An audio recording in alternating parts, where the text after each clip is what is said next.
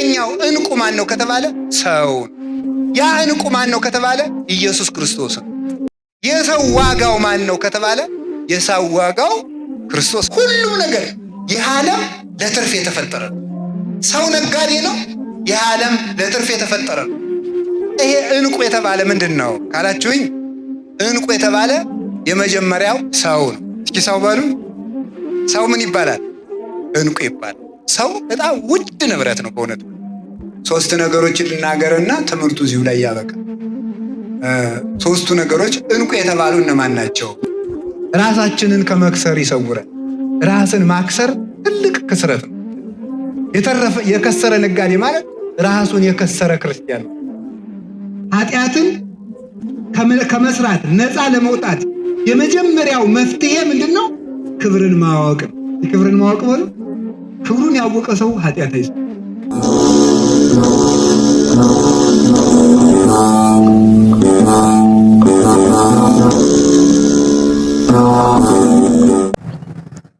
ዕንቁ ሰናይ እንተ ብዙኅ ሴጣ፣ ዋጋዋ ውድ የሆነች ዕንቁ በሚል ርዕስ እንማራለን። ዋጋዋ ብሉ ውድ የሆነች ዕንቁ። እንደገና በሉ ዋጋዋ ብዙ የሆነች ዕንቁ። ሶስተኛ በሉ ዋጋዋ ብዙ የሆነች ዕንቁ በሉ። በአማርኛ ዕንቁ ብለናል፣ በግዕዝ ዕንቁ ይባላል ማለት ነው። ቀድሞ ያወቁት እውቀት ችግር ስለሆነ ተሳስቶ እንዳይመስላችሁ ብዬ ነው። ስለዚህ ይህንን ቃል የምናገኘው የማቴዎስ ወንጌል ምዕራፍ 13 ቁጥር 44 ላይ የምናገኘው ኃይለ ቃል ነው። ሙሉ ቃሉ እንዲህ ይላል። ካዕበ ትመስል መንግሥተ ሰማያት ብእሴ ሰያጤ ዘረከበ ባሕሬ ሰናየ። መንግሥተ ሰማያት በአማርኛው ቃል በቃል ሲፈታ መንግሥተ ሰማያት ዕንቁ የሚነግድን የሚፈልግን ነጋዴ ትመስላለች። መንግሥተ ሰማያት ዕንቁ የሚፈልግን ነጋዴ ትመስላለች። ወረኪቦ ውእቱ ብእሲ ባሕሬ ሰናየ። ይህ ሰው ዋጋዋ እንተ ብዙኅ ሴጣ፣ ዋጋዋ ብዙ የሆነች ዕንቁ ባገኘ ጊዜ ሖረ ወሴጠ ኩሎ ዘቦ ወተሳየጣ፣ ያለውን ገንዘቡን ሁሉ ሽጦ ያችን ዕንቁ ገዛት፣ ዋጋዋ ብዙ ነውና ይላል። ስለ ቃሉ የእግዚአብሔር ስሙ የተመሰገነ ይሁን። ጌታችን መድኃኒታችን ኢየሱስ ክርስቶስ በምሳሌ ያስተማረው ትምህርት ነው። ምሳሌ የሚነገርበት ምክንያት አንደኛ ከማያውቅ ሰው ለማያውቅ ሰው ነገር ለማቅለል ምሳሌ ይመሰላል። ነገር ለማቅለል፣ ለማስረዳት፣ ለመግለጥ ምሳሌ ይመሰላል። አይምሮው ረቂቅ ለሆነው ልቡናው ከህሊናው ለተስማማለት ሰው ደግሞ ያለ ምሳሌም ይነግሩታል፣ ይረዳልም። ሁለተኛ ደግሞ ምሳሌ ተመስሎ የሚነገረው ከክፉ ሰዎች ምስጢር ለመሰወርና ሀብተ መንፈስ ቅዱስ እንዲሁ በስንፍና የምትገኝ ስላልሆነች ጥረው ግረው ለፍተው እንዲያገኟት በምሳሌ ይመሰላል ማለት። አይምሮ ላለው እስመ ኩሉ እስመ ለዘቦ ይሁብዎ፣ አይምሮ ላለው ሰው ምሳሌ ይመስሉለታል።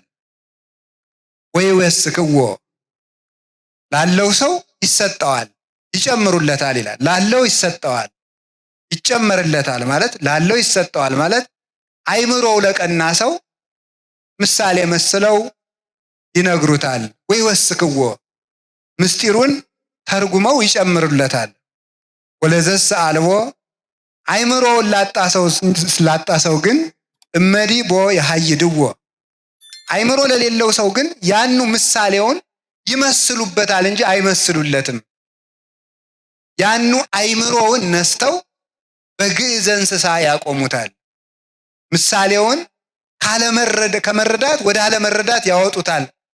ምስጢር ይሰውሩበታል። ስለዚህ ምሳሌ በመጽሐፍ ተመስሎ የተጻፈበት ምክንያት አንደኛ ምስጢር ለመግለጥ ነው። ሁለተኛ ምስጢር ለመሰወር ነው። ምስጢር ለመግለጥ አይምሯቸው ለቀና ለበቁ ለቅዱሳን፣ ምስጢር ለመሰወን ጽነት ላለባቸው ለመናፍቃን፣ ለስጋውያን፣ ለአጋንንት ምስጢር ይሰወርባቸዋል። በምሳሌ ይነግሩባቸዋል። እነሱ ሰሙን ይዘው ይኖራሉ፣ ቅዱሳን ደግሞ ወርቁን ያገኛሉ። ስለዚህ ጌታችን መድኃኒታችን ኢየሱስ ክርስቶስ በምሳሌ ያስተምር የነበረው ስለዚህ ነው። መጽሐፍ ቅዱስን ስንማርና ስንመለከት ማስተዋል ያለብንም ለዚህ ነው። ለበቁት ተመስሎላቸዋል፣ ለክፉዎች ደግሞ ተመስሎባቸዋልና ከተመሰለባቸው ወገን እንዳንሆን የተመሰለላቸው የተረዱትን ያስረዱን ዘንድ ከተመሰለላቸው ሲያስተምሩ ከእግራቸው ሲጸልዩ ከረዴታቸው በመጠጋት ምስጢሩን እንረዳለን ማለት። ያንን ምስጢር ከአበው ያገኘነውን እንማራለን ማለት። ካልሆነ ግን ሳይማሩም ወይም ሳይበቁ የበቁትንም ሳይፈልጉ የእግዚአብሔርን ምስጢር እንዲሁ እረዳዋለሁ ቢሉ ፈጽሞ አይገናኝም። ሰው ከእግዚአብሔር እቅፍ ከመውጣቱ በስተቀር ማለት። አንድ ሰው መጽሐፍ ቅዱስን ብድግ አድርጎ ዝም ብሎ ተሸክሞት ሲመለከተው ቢል ምስጢር አይረዳው። ስለዚህ አበው ያስተማሩትን እንማራለን እና ጌታችን ያስተምር የነበረ ለሕዝቡ ምሳሌ ለመግለጥ፣ ፈሪሳውያን ደግሞ ምስጢር ለመሰወር ነው።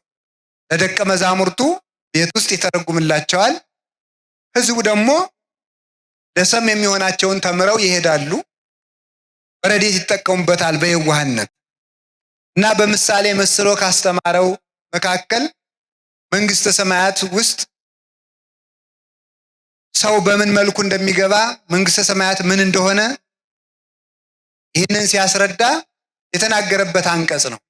እንግዲህ መጽሐፍ ቅዱስ ውስጥ በሐዲስ ኪዳን የሰው ልጅ ወደ ክርስቶስ በሚያደርገው ጉዞ በብዙ ወገን ተመስሏል። ለምሳሌ ለክርስቲያን ምሳሌ ከሆኑት መካከል ገበሬ፣ ወታደር፣ ጨዋታ ተወዳዳሪ፣ አራተኛው ደግሞ ነጋዴ ነው። እነዚህ ሌሎችን በሌላ ጊዜ ትማሯቸዋላችሁ። ክርስቲያን በገበሬ ይመሰላል፣ በወታደር ይመሰላል። ከዚያ ደግሞ ምን ተብሏል? በሩጫ ይሄ በዘመኑ የቅዱስ ጳውሎስ መልእክት የተጻፈበት ጊዜ በግሪክ የቡጢ ወይም ዛሬ ቦክስ የሚባለው ነው አይደል? የእሱ ውድድር የነበረበት ጊዜ ስለነበረ በእነዚያ ተወዳዳሪዎችና በሩጫ ተወዳዳሪዎች መስሎ ሁሉ አስተምሮበታል። እኔ ቡጢ ሰልጥኑ ግን አላልኩም። የተጻፈበት ምክንያት በዘመኑ ምሳሌ እንደዚያ ብሎ ተጽፈዋል ማለት ነው። ልክ ደግሞ እንደዚሁ ሁሉ በነጋዴ ነው። አሁን ዛሬ ሁላችሁም ራሳችሁን ነጋዴ አድርጋችሁ ሳሉ። ሁላችሁም እኔ ነጋዴ በሆን በቃ አሁን እንግዲህ እኔ የመንግስተ ሰማያት ነጋዴ ነኝ። ምክንያቱም ጌታ ምን ብሏል? መንግስተ ሰማያት መልካም ዕንቁን የሚፈልግ ነጋዴ ትመስላለች። አሁን እዚህ ውስጥ የተቀመጥነው ሁላችንም ለንግድ ነው። ነጋዴ የሚያወጣው አለ፣ የሚያጣው አለ፣ የሚያገኘው አለ፣ የሚያተርፈው አለ፣ የሚያከስረው አለ፣ የሚያማክረውም አለ። እነዚህን ለይቶ ማወቅ አለበት። ምን አወጣለሁ፣ ምን አጣለሁ፣ ምን አገኛለሁ፣ ምን እከስራለሁ ማለት የነጋዴ አንዱ እኮ ተመልከቱ። ነጋዴ የሚያሰኘው አንዱ ምንድን ነው? ምን ይመስላችኋል? የመጀመሪያው ምን ያበላል የሚል ማወቅ አለበት። አሁን የሚሸጥ ምንድን ነው? ድንች በሚሸጥበት ጊዜ ጓያ የሚሸጥ ከሆነ ይከስራል ማለት ነው። ሰውዬ የሚሸጠውን አሁን ምንድን ነው የሚያበላ? ትክክለኛው ንግድ ምንድን ነው ብሎ ንግድ ማወቅ አለበት። የት ነው የምነግደው ብሎ ደግሞ ማወቅ አለበት አንድ ሰው ማለት። አሁን አንድ ሰው ገዳም መጥቶ ከረሜላ ቢል ይከስራል። የሚሸጥበትን ማወቅ አለባችሁ ማለት። የት እንደሚሸጥ ካልታወቀ ይከስራል። ንግድ ጊዜ አለው። ንግድ ምንነት አለው። የትነት አለው። መቼት ነው የሚባለው። በዚህ በስነ ጽሁፍ ቋንቋ መቼት ይባላል። መቼና የት ማለት ነው። መቼት የሌለው ክርስቲያን እንዴ! የስነ ጽሁፍ ባለሙያዎች መቼት እያሉ እናንተ መቼት አልባ ትኖራላችሁ። መቼና የትን ለይተን ማወቅ አለብን። መቼ ነው የሚያዋጣኝ፣ የት ነው የሚያዋጣኝ ብሎ መናገር አለበት። እንኳን ንግድ እኮ ንግግር ያለ ጊዜውና ያለ ቦታው ከተነገረ ያጠፋል። ያለ ቦታ መልካም ንግግር ቢሆን እንኳን ብዙ ነገር ዘእነግረክሙ ወባይቱ የትክሉ ጻዊሮቶ ይይዜ። ጌታ ያለ ምንድን ነው? የምነግራችሁ ነገር ነበረኝ፣ ነገር ግን ዛሬ ልትሸከሙት አትችሉም ይላል። ጊዜ አለው። ሰው የሚሰማበትም ጊዜ አለው፣ የሚናገርበትም ጊዜ አለው። ለሁሉም ነገር ጊዜ አለው። ያለ ጊዜው መከራ ብቻ ሳይሆን ጸጋ ራሱ ጥፋት ነው። ያለ ጊዜው ከመጣ ጸጋም ቢሆን ያጠፋል። ጊዜ ያሻዋል በእውነቱ ማለት ነው። ጊዜውን ጠብቆ ታግሶ መቆየት ይገብ። ተአገሶ ለእግዚአብሔር ወቀፍ ፍኖቶ ወውእቱ ይሬሰየከ ከመ ትረሳ ለምድር። እግዚአብሔርን ታገሰው፣ ቆየው፣ እርሱም ርስትን እንድትወርስ ያደርግሃል ይላል ቅዱስ ዳዊት። እና የሚነግደውን መቼ፣ የሚነግደውን የት የሚያውቅ እንደገና የሚነግደውን ምንነት የሚያውቅ አንድ ሰው እግዚአብሔር ያሳያችሁ። የንግዱ ወረት 100,000 ብር የሚዝናናው በ200,000 ብር ከሆነ ነጋዴ ነው ምንድን ነው? ቀልደኛ መሆን አለበት ማለት። 100,000 ብር ያወጣል። 100,000 ብር አይነቱ ነው። ወይም 100,000 ብር ያተርፋል፣ 200,000 ብር ያወጣል። ነጋዴ ማለት በራሱ እኮ በኢኮኖሚክስ ትምህርትም እናንተ እንደምትሉት እኔ ተውሸ ነው እንደምትሉት እኮ አንድ ሰው ነገደ የሚባለው ወጪው አንሶ ገቢው ሲበዛ ማለት የነጋዴ ይባላል። ወጪው አንሶ ገቢው ሲበዛ ይህ ሰው እየነገደ ነው ይባላል። ሀገርም አደገች የሚባለው እንደዚያ ነው። እንግዲህ እሱን ለገቢዎች ሚኒስቴር እንተዋለን፣ የሚያገባኝ ነገር የለም። ዋናው ሀገርም አደገ የሚባል ጥቂት አስወጥታ ብዙ ስታስገባ ነው። እንደሱ ነው እንጂ በሬ ኤክስፖርት አድርገን ቆዳና ሌጦ አስገብተን ሀገራችን አደገች አንልም አይደል? ሀነ ነፍሱ ሰጠን ሙት ቆዳ ተቀብለን ኢትዮጵያ በለጸገች መቼም አንልም አይደል? ስለዚህ ምን ያሻዋል ማለት ነው? ወጪውና ገቢ ተለይቶ መታወቅ አለበት። ዝም ብሎ እኮ ሰው እኮ ንግድና ወጪና ገቢ መታወቅ አለበት። እና የምናወጣው ጥቂት የምናገኘው ብዙ። ኑሮ ማለት ይሄ ነው። በአጠቃላይ በምድር ያለ ነው የህይወታችን መንገድ ኑሮ ነው። አጠቃላይ የሰው ልጅ ኑሮ በራሱ ንግድ ነው። ፖለቲከኞች ይላሉ አይደል? በጣም ምንድን ነው የሚባለው? ማን ኢዝ ባይ ኔቸር ፖለቲካል አኒማል ይባላል አይደል? ሰው በተፈጥሮ ፖለቲካዊ። እኔ አላልኩም፣ እናንተ ነው ያላችሁት። ሰው በተፈጥሮ ፖለቲካዊ ነው እኔ ያልኩኝ። እንስሳ ያላችሁ እናንተ ናችሁ። ራሳችሁን እንስሳ አትበሉ። ስለዚህ ሰው በተፈጥሮ ፖለቲከኛ ነው ይላሉ። እንግዲህ ፖለቲከኞች ነው እንደዚያ የሚሉት። እኔ እንደዚህ ምንድነው? ምክንያቱም ፖለቲካ ማለት እንዴት እንጠበቅ ማለት ስለሆነ ሰው ራሱ ፖለቲከኛ ነው ይላል። ለምሳሌ ጓሯችን አይጥ እንዳይበላው ምን እናድርገ? ይህም ፖለቲካ ነው። ይህ ፖለቲካ ነው። ባክቴሪያዎች እንዳይገሉን ውሃ አፍልተን እንጠጣ። ይህም ፖለቲካ ነው። ፖለቲካ እንዴት ተጠንቅቀን እንኑር ስለሆነ ይህም ቢሆን ፖለቲካ ነው የሚሉት። እንግዲህ ለባለሙያ እንግዲህ እሱንም ለፖለቲከኛ ትቻለ። ግን እኔ ከሱ ይቅድቅ ሰው በተፈጥሮ ነጋዴ ነው። እስኪ በሉ ሁላችሁም፣ ሰው በተፈጥሮ ምንድን ነው በሉ እንጂ። ለምሳሌ ስንወለድ የስንት ወር ሰው ነበር ንገሩኝ? የ9 ወር ከ5 ቀን ከ10ም የሚያደርጋል አንዳንዱ ልጅ ከ5 ቀን። አሁን ለምሳሌ ስንት ዓመት ነው ማለኛ? አቤት 27 ከ9 ወር ስንት ዓመት አተረፈ? ንግድ እድሜ ራሱ እኮ ንግድ እኮ ነው ማለት። እድሜ ራሱ ንግድ ነው ይሁላችሁ ማለት። እያተረፍን ነው የምንኖረው ማለት። አሁን መጀመሪያ ከእናታችን እቅፍ እያለ ምን ነበር የምናደርገው? ጡት ነበር የምንጠባው። አሁን ምን እናደርጋለን? እንበላለን አይደለም? ይህም ትርፍ ነው በእውነቱ ማለት። ሰው በህይወት ዘመኑ ለቅሶ ነበር። አሁን እያደረጋችሁ ነው? ንግድ እኮ ነው ይሄ። እያለቀስክ ተወለድክ፣ ዛሬ ትስቃለህ። ይሄ ንግድ ነው። ሳቅን ያተረፍከው በመኖርህ ነው። ኑሮ ሳቅን አተረፈ ማለት። ስንወለድ ምንድን ነበር? እርቃናችን። እስኪ እርቃናችን በሉ። አሁን ምን አትርፈናል? ልብስ አትርፈናል። ስንወለድ ቢማከሩብንም ቢመክሩንም አናውቅም ነበር። አሁን ለመምከርም በቅተናል። ሁላችሁም እኮ አሁን እኮ ማይኩን ብሰጣችሁ ስብከቱንም አትለቁትም አይደል? አሰሩትም እንጂ ለነገር እኮ ጎበዞች ናችሁ። ታሽሩታላችሁ እናንተም ቢሆን ማለት ነው። ስለዚህ ሁሉም ሰው አሁን ይሰብካል። ግን ቁም ነገሩ ምንድነው? ክፉና በጎ ለመለየት የበቃ ነው። እሱ ንግድ ነው። እንዴት ያለ አይምሮ! ሰው ተጠንቅቆልን እንኖር ነበር። ተጠንቅቀን ለመኖር የሚያስችል አይምሮ ሰጠ። ሰው ሩጦልን እናመልጥ ነበረ። ሩጠን የምናመልጥበትን እግር አተረፈ። ድሮ አውሬ ቢመጣ እናታችን አዝላ ሩጣልን ነበር የምናመልጠው። አሁን እኛው ሩጠን የምናመልጥበት አግኝተናል። ድሮ ምንም መጉረስ የማይችል እጅ ነበረን።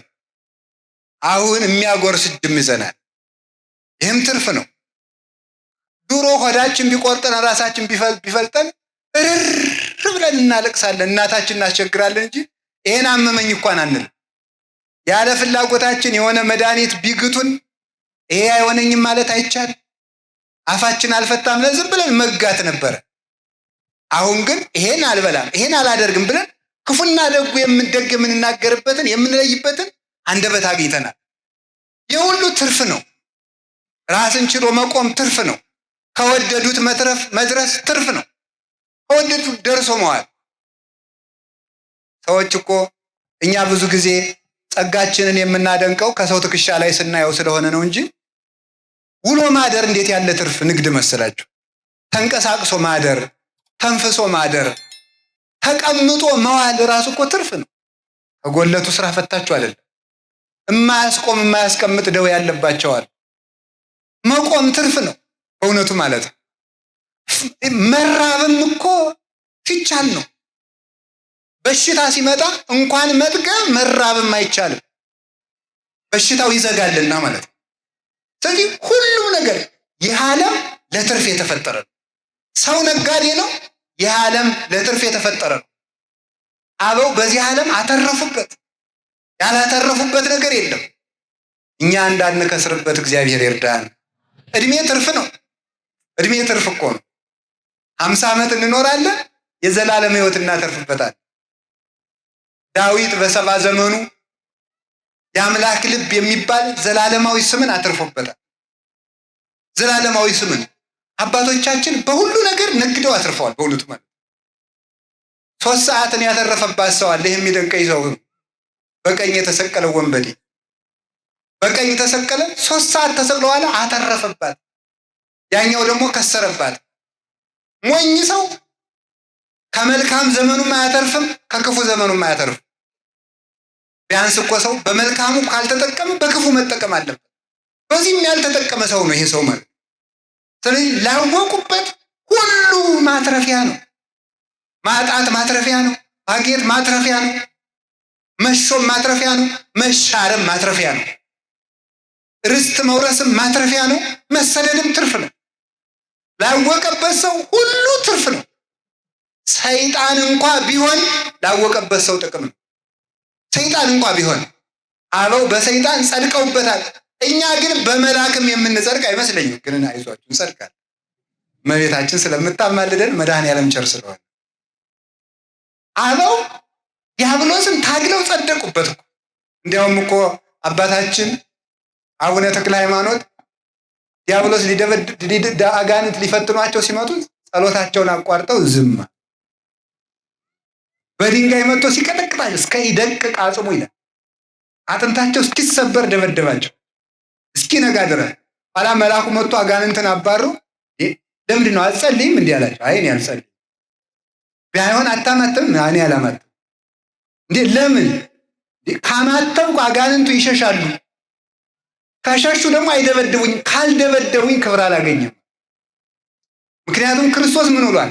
ሰውነቱን የሚወዳት ሰው ካለ ይጣላት ብሏል። ምን ይበላት ነው ያለ? ይጣላት። አበው ስጋቸውን የሚጥሉበት ምክንያት ይፈልጋሉ። ጌታ መድኃኔዓለም ኢየሱስ ክርስቶስ እንዲህ ነው ያለ፣ ዘወአንተ ኀቤ ውእቱ ይድኅን አነ ውእቱ አንቀጸ አባግዕ ዘበአማን፣ እኔ እውነተኛ የበጎች በር ነኝ። ዘወአንተ ኀቤ ውእቱ ይድኅን፣ በእኔ በኩል የገባ ሰው እርሱ ይድናል።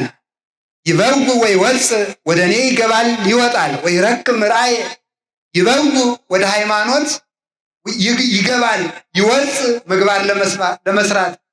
ይበውዕ ወደ ትምህርት ይወፅእ፣ ወደ ማስተማር። ይወፅእ ከስጋ ፈቃድ ይወጣል፣ ወይበውዕ ወደ ነፍስ ፈቃድ ይገባል። ወይረክብ ምርአየ፣ መሰማሪያን ያገኛል አለ። ሰውነቱን ለመከራ አሳልፎ የሚሰጥበት ገራይተ መስቀልን ያገኛል አለ። መስቀል የነፍስ መሰማሪያ ነው። መከራ የነፍስ የክብር ሀገሯ ነው። ወደዚያ መሰማሪያን ያገኛል። መከራ ያጣ ሰው ነፍሱ ተቅበዝባዥ የሆነ ሰው ነው። የነፍስ መሰማሪያዋ ምንድን ነው? መከራ። አባቶቻችን እንዲህ አድርገው ከሁሉ ነገር አትርፈዋል። እኛንም ለማትረፍ ያብቃን። 3 ነገሮችን ልናገርና ትምህርቱ እዚሁ ላይ ያበቃል። 3ቱ ነገሮች እንቁ የተባሉ እነማን ናቸው የሚለውን ብቻ ነው የምነግራቸው። እንቁ ነጋዴ እኛ። እስቲ በሉ እኛ በሉ። እስቲ ወደ ጫፍ ያላችሁት አትናገሩም? እኛ በሉ እስቲ በሉ። ሁላችሁም አሁን አንድ ላይ በሉ። እኛ በሉ።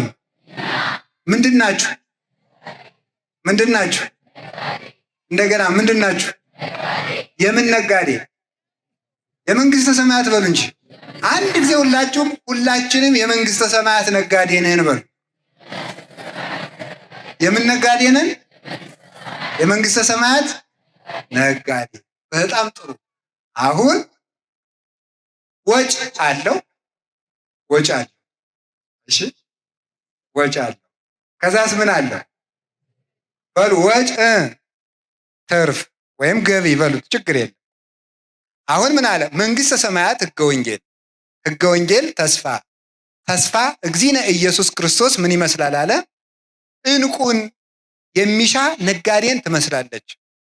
ዕንቁን ነው የሚሻ። ዕንቁ እንግዲህ ብረት አለ፣ ነሐስ አለ፣ መዳብ አለ፣ ብረት አለ፣ ነሐስ አለ፣ ብር አለ፣ ወርቅ አለ። ከዚህ በላይ ዕንቁ አለ ማለት ነው። ዕንቁ ከዚህ በላይ ነው። ይሄ መጨረሻው ነው። አሁን የመጨረሻውን ውድ ዋጋ ያለው ብዙ ዋጋ የሚያወጣውን ዕንቁ ምንድነው ያደረገው ሰውየው? ያንን ሲያገኝ መጀመሪያም ነጋዴው ዕንቁ ለማትረፍ ነው የወጣው። ዕንቁ ለማትረፍ ስላወጣ ብር ቢያተርፍ በንግዱ አይረካም፣ ብረት ቢያተርፍ አይረካም፣ መዳብ ቢያተርፍ አይረካም፣ ነሐስ ቢያተርፍ አይረካም። የሚረካው ይሄ ነጋዴ ዕንቁ የሚነግድ ነጋዴ። ዕንቁ ሳገኝ ብቻ ነው የምረካው ብሎ ሐሳቡ ዕንቁ ለማትረፍ ነው። ሐሳቡ ትልቅ ነው ይሄ ሰው። አሁን ማደረግ ትልቅ ነገር ያለ ትልቅ ወጪ አይገኝምና ወሆረ ወሴጠ ኩሎ ዘቦ፣ ያለውን ነገር ሁሉ ሸጠ ይላል። ያለውን ነገር ሁሉ ሸጠ። ምክንያቱም ያ ውድ ገንዘብ እንደሚያወጣለት ስላወቀ ያለውን ነገር ሁሉ ሸጠና ያችን ዕንቁም ገዛት። በዚያችን ዕንቁ ጌጥ ይሆናል። ዕንቁ ብርሃን ይሆናል። ዕንቁ ደግሞ ምን ያደርጋል መስላችሁ? ውድ ነውና ለብዙ ጥቅም ይሆናል። ብዙ ንብረትን ይሰበስባል። አንዱ ብዙ ነገር ይገዛል። ስለዚህ ይሄ ነጋዴ ትልቅ ያሰበ መሆኑ ትልቅ ወጪ አውጥቶ ገዛ ይላል። አላችሁ አላችሁ። እግዚአብሔር ከሁላችን ጋር ይሁን። ትልቅ ወጪ አውጥቶ ገዛ። አሁን እናንተ እግዚአብሔር ያሳያችሁ፣ ክርስቶስ ያመልክታችሁ። አዳኛ ተሆኖ እንደዚህ ይባል ነበር ድሮ። አሁን ሁላችሁም 100 ብር አጥታችሁ አንድ ቤት ከምታገኙ፣ አንድ ቤት አጣችሁ 100 ብር ከምታገኙ ምረጡ። በሉ ንገሩኝ እንጂ ይጠየቃል እንዴ? ነው አይደል መልሱ? ምንድን ነው የማይጠየቀው? ቤት ይጠየቃል ወይ ነው? እሺ ወርቅ ሰጣችሁ ዕንቁ ከምትቀበሉ እንቁ ሰጣችሁ ወርቅ ከምትቀበሉ ምረጡ በሉ። መዳብ ከስራችሁ እንቁ ከምታገኙ፣ እንቁ ከስራችሁ መዳብ ከምታገኙ በሉ። መዳብ ምን ይሻላችኋል? አረ በሉ እናንተ ሰዎች መዳብ። እሺ ምሳ አብልተዋችሁ እንቁ ከምታጡ፣ እንቁ ሰጥተዋችሁ ምሳችሁን ጦማችሁን ከምትወሉ በሉ ንገሩኝ እንጂ። እሺ አንድ ቀን ታስራችሁ እንቁ ከሚሰጣችሁ፣ አንድ ቀን ተስራችሁ እንቁ ከሚሰጣችሁ፣ አንድ ቀን ተፈታችሁ፣ አንድ ቀን ታስራችሁ እንቁ ከሚሰጣችሁ፣ አንድ ቀን መታሰር ቀርቶባችሁ እንቁ ከሚቀርባችሁ ምረጡ። ገንዘብ ወዳጅ ነው የህዝብ እናንተ። በጣም በጣም በጣም ጥሩ ነው። ግድ የለም መልካም መርጣችኋል። አንድ ቀን ታስሮ ለብዙ ቀን፣ አንድ ቀን ታስሮ ለብዙ ቀን በሰላም መኖርም መልካም። ትልቁ ነገር መናኛውን አጥቶ ዋናውን ማትረፍ ማለት። መናኛውን አጥቶ ዋናውን ማትረፍ ካልሆነ ግን የተገለበጠ ኑሮ ይሆናል። ታዲያ ይሄ እንቁ የተባለ ምንድን ነው ካላችሁኝ፣ እንቁ የተባለ የመጀመሪያው ሰው ነው። እስኪ ሰው በሉ። ሰው ምን ይባላል? እንቁ ይባላል። ሰው በጣም ውድ ንብረት ነው። በእውነት ማለት በጣም ውድ ንብረት ነው። እንደ ሰው ያለ የተከበረ ዋጋ ያለው ፍጥረት የለም። እንደ ሰው ያለ ዋጋ። ምክንያቱም ሰማይ ተፈጠረ ለሰው፣ ከዋክብት ተፈጠሩ ለሰው፣ ጨረቃ ተፈጠረች ለሰው፣ ምድር ተፈጠረች ለሰው፣ ውሃ ተፈጠረ ለሰው፣ ሰባቱ ሰማያት ተፈጠሩ ለሰው፣ ደመና ተፈጠረ ለሰው፣ ጠፈር ተፈጠረ ለሰው፣ ዛፍ ተፈጠረ ለሰው፣ አዝሬት አትክልት ተፈጠሩ ለሰው፣ እንስሳት ተፈጠሩ ለሰው፣ አውሬ ተፈጠረ ለሰው፣ መልአክ እንኳን የተፈጠረ ለሰው። ሰው ልዩ ፍጡር እኮ። እያንዳንዱ ሰው እኮ ንጉስ እኮ። እያንዳንዱ ሰው ውሎ ሲገባ ቶ ሲወጣ ማንም ሰው ንጉስ እኮ ነው። ይገርማል እኮ። አሁን እኛ ደህና ጠቅላይ ሚኒስትሩ ቢሮ አንዳንድ አጃቢ ይመድቡልን ብል ያገኛል። ሰራዊቱ ማለቁ አይደለም? ያልቃል እኮ ያልቃል። እግዚአብሔር ግን ለእያንዳንዳችን አንዳንድ ጠባቂ መልአክ ሰጥቶ በመልአክ እኮ ነው የሚያጅበን እግዚአብሔር። እንዲህ የሚያደርግት ይገኛል በመልአክ። ለዚያውም ወታደር ጎበዝ ነው፣ ጥሩ ጠባቂም ነው መልካሙ ሲገኝ። ግን እንቅልፍ ወሰደው ምን ያደርግ? አጉል ነው። መላእክት ግን አይተኙም። አደከመስ ምን ይደረጋል? ራሱ ጠባቂው ቢመታስ ምን ይደረጋል? ራሱ ጠባቂው ቢመታስ ምን ይደረጋል? መልአክ ግን አይመታም። መልአክ አይመታም፣ ረቂቅ ነው። ስለዚህ ክርስቶስ ምን እንለዋለን? አቃቢነ ዘይማሰል፣ የማይለወጥ ጠባቂያችን እንለዋለን። በዘመናት የማይለወጡ በእውነቱ ማለት ነው። ለመልአክ ጉቦ መስጠት አይቻልም። አይቀበልማ። የት አግኝተው ውስጥ ትሰጠዋለህ? የት አግኝተው? የሚሰጥ ቢሆን ኑሮ እኮ አጥፍታችሁን ነበረ። ለመልአክ ጉቦ ሰጣችሁ፣ አይቀበልም። የሚሰጥም የለ የሚቀበልም የለ። በገንዘብ የማይለወጥ አይመሽበት ነገር፣ አይደክመው ነገር፣ አያመው ነገር፣ የሚመከርብንን ቀድሞ የሚሰማ ጠባቂ የተሰጠ የሰው ልጅ ክቡር ፍጥረት ነው። ሰው ውድ ገንዘብ ነው ወገኖች። ሰው አታችሁ ገንዘብ ከምታተርፉ ገንዘብ ከርቶባችሁ ሰው አትርፉ። ሰው ገንዘብ ይሰጣችኋል። ሰው ልዩ ገንዘብ ነው። መድኃኔዓለም በዚህ ዓለም የኖረ ሰው ለመሰብሰብ ሰው ሰብስቧል። በእውነቱ ነው። በሰው ተመልከቱ። ሰው 12 ሰው ነው እኮ ያተረፈ ለፍቶ፣ ኋላ 120 ሰዎችን አትርፏል። እነዚያ ሰዎች ደግሞ ምን አደረጉት? ዓለምን በሙሉ ሰብስበው ደግሞ አመጡለት። አንዲት ሴት ፍለጋ የእግዚአብሔር ቸርነቱ። አንዲት ሴት ውሃ ቀጅ ሴት። ያቺ ሴት ባል ስታገባ ጋኔን ሲገልባት፣ ባል ስታገባ ዮሐንስ 4 ያለ ጋኔን ሲገልባት፣ ስለዚህ ከውሃ ቀጅ ሴቶች ጋር እንዳትሄድ ይች ነፍሰ ገዳይ እንዳይሏት ሴቶች ሁሉ ቀርተው ጨርሰው ቤታቸው ሲገቡ በቀትር ብቻዋን ልትቀዳ ሄዳለች። የዚችን ሴት ገመና የሚያውቅ የአንዲት ሴት ገመናና ሀፍረት የሚገደው እርሱ መንገድ ሰብሮ መንገድ ጥሶ ጫካ ጥሶ አልፎ ደቀ መዛሙርቱ እንዳያሸማቅቋት ምሳ በልታችሁ ነው። ሁሉን በአንድ ጊዜ የሚፈታ የእሷን ችግር ለመፍታት ብቻዋን አረገ። የደቀ መዛሙርቱን ረሃብ ለመፍታት ምሳ ብሉ ግዙ ብሎ ሰደዳቸው። የሁላቸውንም ችግር ሰበሰበ። ያችን ውሃ ስጭኝ አልሰጥም፣ ውሃ ስጭኝ አልሰጥም፣ ባልሽን ጥሪና ልስጥሽ። ክርክሩ አለቀ። እኔ የህይወት ውሃ ነኝ አላት። አንተ ማስያስ ነህ? አዎ ነኝ አላት። ከዚያ በኋላ የሚያስደንቀው ጌታ ይቺ ሴት ካመነችና ከእርሱ ጋር ነፍሷ ከተዋሃደች በኋላ ውሃ ስጭኝ አላላትም። ምክንያቱም የጠማው የእሷ መዳን ነበርና። መልሶ ያልጠየቃት ለዚያ ነው። ደቀ መዛሙርቱ መጥተው ምንድን ነበር ያሉት? ሐዋርያት መጥተው ምሳ ብላ አልበላም። ይቺ ሴት አምታለች ነው ወይስ ደግሞ ማን አብልቶት ይሆናል? ማን አብልቶት ይሆናል? አይ ብየ መብል ዘኢተአምር ዋንትሙ፣ እናንተ የማታውቁት ምግብ አለኝ አለ። የእግዚአብሔር ምግቡ የሰው መዳን ነው። የክርስቶስ ምሳና እራቱ የሰው መዳን ነው።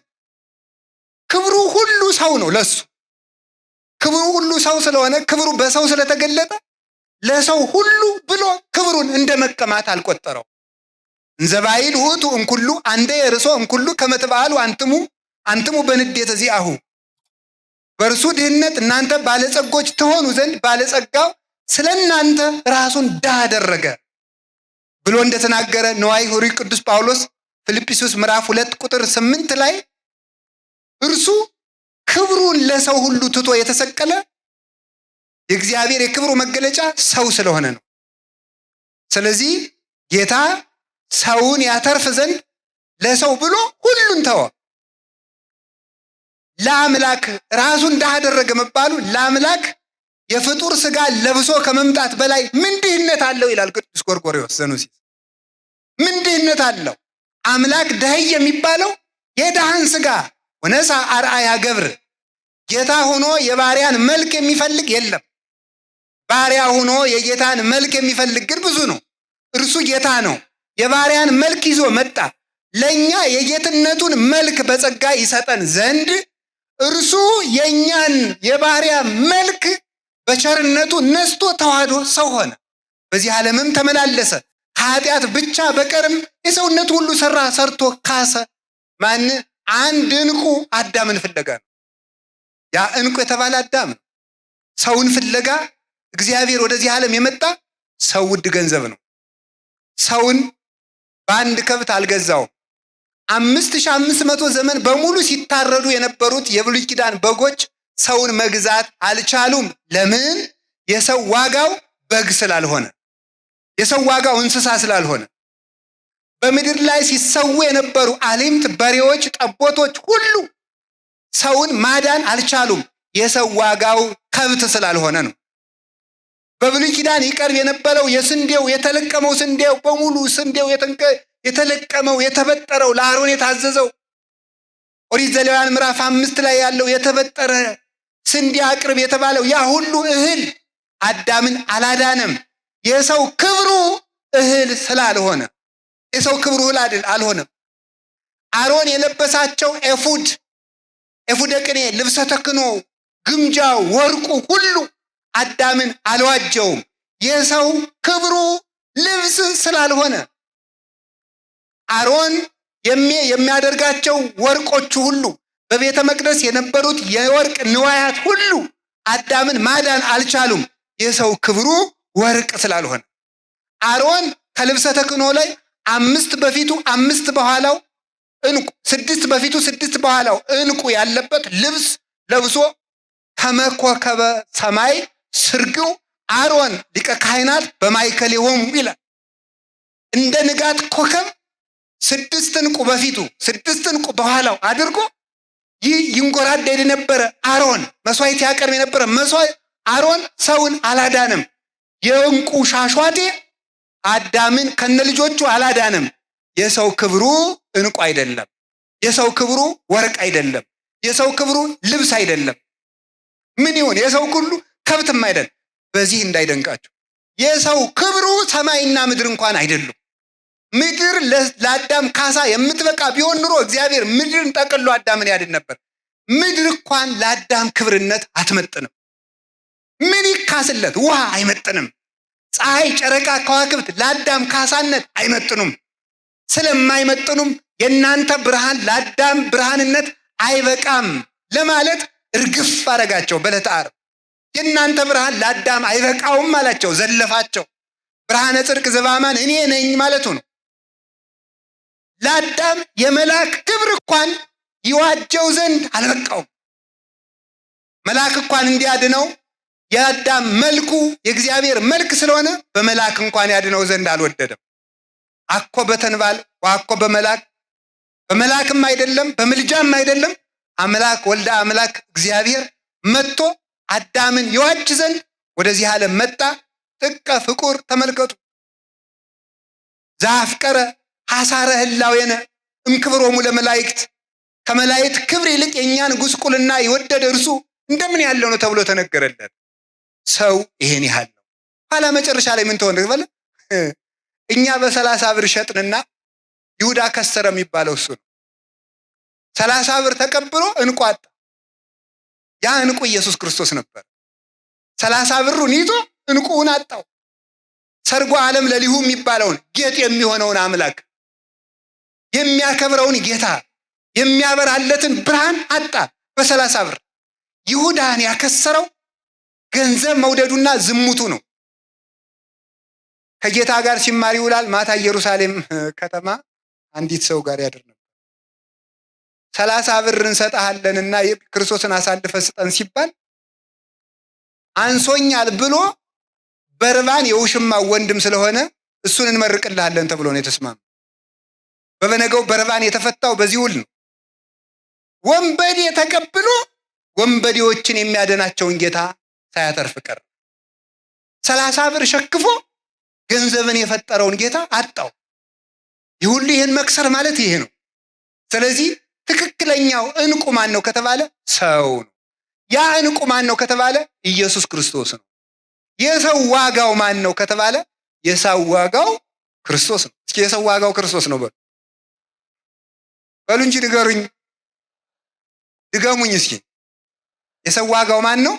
ክርስቶስ ነው። ለሰው የተከፈለ ውድ ዋጋ እንቁ እሱ ነው። እና መጠናችሁን እወቁት ነው የምለው፣ ሁላችንም ማለት መጠናችንን እንድናውቅ። ለእኔ እኮ ይሄ ክብሬ አይደለም እንድንል።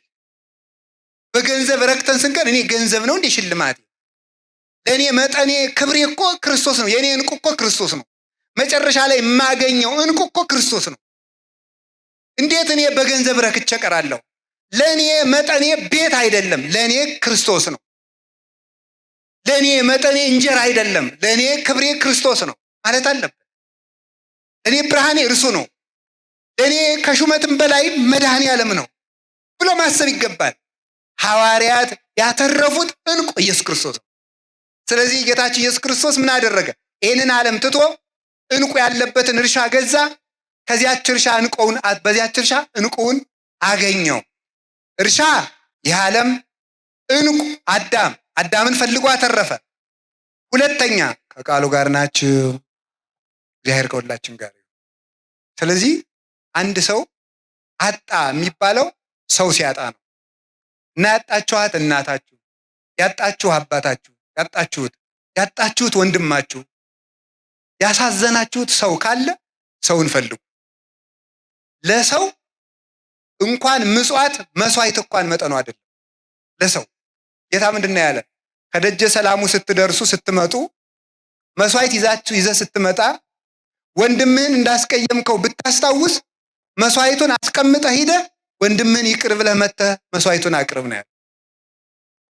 ከመስዋዕት ይልቅ ሰው ይበልጣል። በእውነት ማለት ሰው ይበልጣል። በዚህ ዘመን እየረከሰ ያለ እየተጣላ ያለ ማን ነው ካለ ሰውነት ነው ክብሩን ያጣ። ሰውነታችንም ንቀነዋል፣ የሰው ሰውነትም ንቀናል። ሰው መግደል ቀላል የሆነው ለዚህ ነው። የሰው ዋጋው ስላልገባን። በአምላክ ደም የተገዛውን ሰው እንዴት ሰው ያባክነው?